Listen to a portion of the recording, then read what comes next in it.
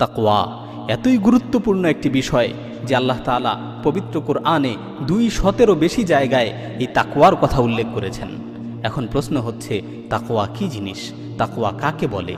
একবার ওমর ইবনুল খাত্তাব রাদিয়াল্লাহু তাআলা আনহু উবাই বিন কাব রাদিয়াল্লাহু আনহুকে জিজ্ঞাসা করলেন, মা মা'নাত তাকওয়া, তাকওয়া কি জিনিস? তাকওয়া কাকে বলে? তাকওয়া অর্থ কি? উবাই বিন কাব রাদিয়াল্লাহু আনহু বললেন, আপনি কি কখনো এমন কোনো সরু পথ দিয়ে চলেছেন যার দুপাশে কাঁটাদার গাছ রয়েছে?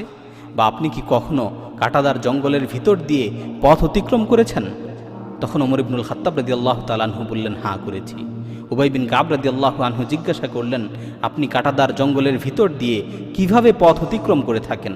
ওমর ইবনুল খাত্তাব রাদিয়াল্লাহু তাআলা আনহু বললেন, আমি আমার জামা কাপড়কে গুছিয়ে, শরীরকে গুটিয়ে খুব সতর্কতার সাথে পথ অতিক্রম করি, যাতে করে আমার জামা কাপড়ে বা আমার শরীরে কোনো কাঁটা বিদ্ধ না হয়।